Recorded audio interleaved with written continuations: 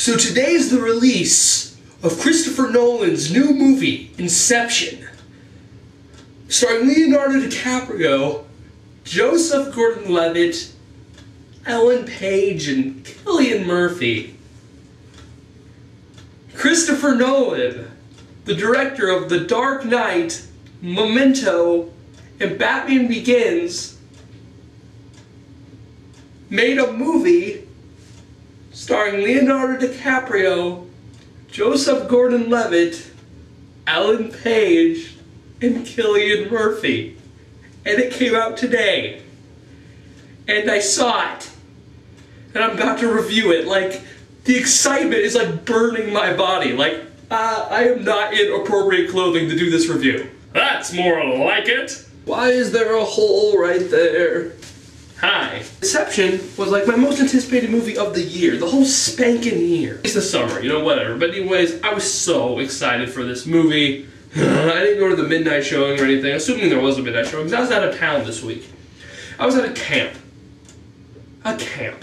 And on the way home from that camp, I live in Nebraska, that camp was in Jacksonville, Illinois. The Jaguars suck. On the way home today, stopped in St. Louis and saw the movie in IMAX.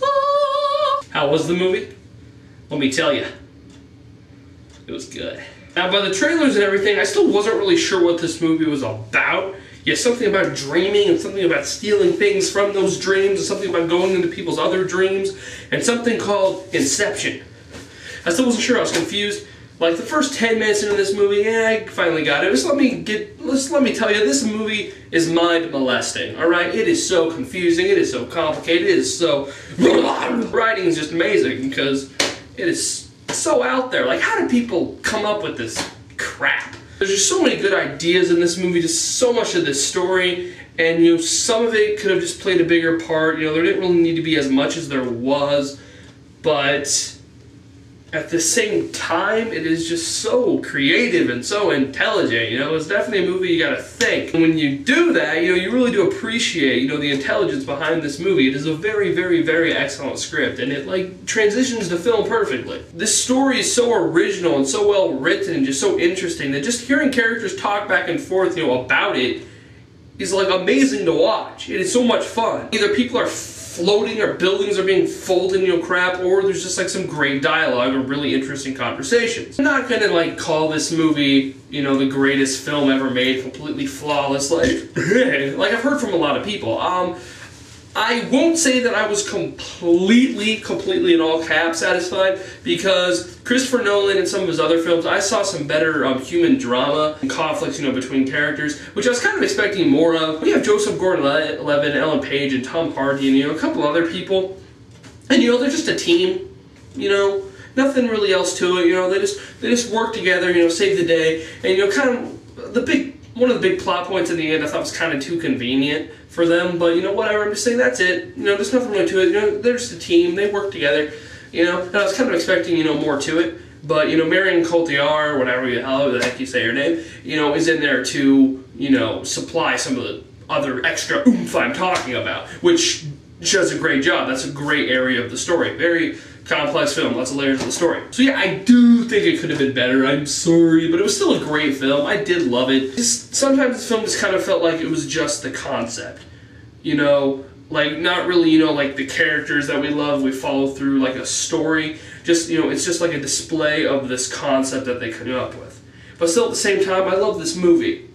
But, you know, I don't really know where I'm going with that. But, you know, it's just, you know, they have this concept and that's it. And they just like, the whole movie is kind of, the only thing they have room to do is kind of explain it, you know, because it's so, you know, maybe I shouldn't have said that, because they still have, you know, room to build a great story around it, which they do. It's not my favorite Christopher Nolan movie. Memento is my favorite. Is it better than The Dark Knight? I'm not really sure. Maybe, maybe not. I'm not really sure. I'm not even sure if it's my favorite movie of the year. Actually rewatching Shutter Island probably tonight.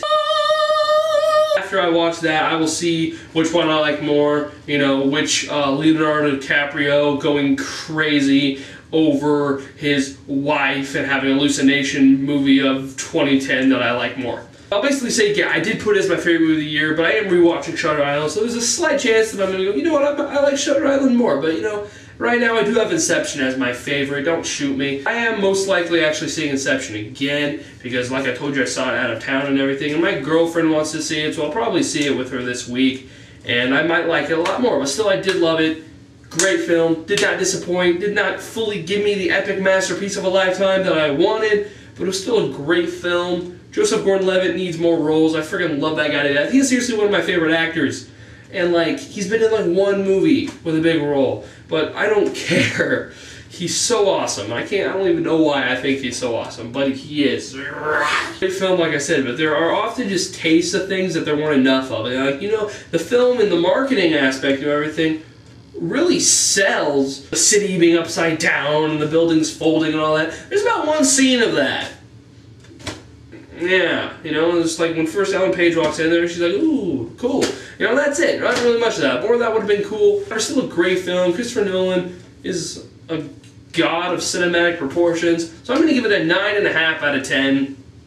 Yeah, might turn to a 10 out of 10 after I see it again. I don't know. But right now, 9.5. Go see it. Great film.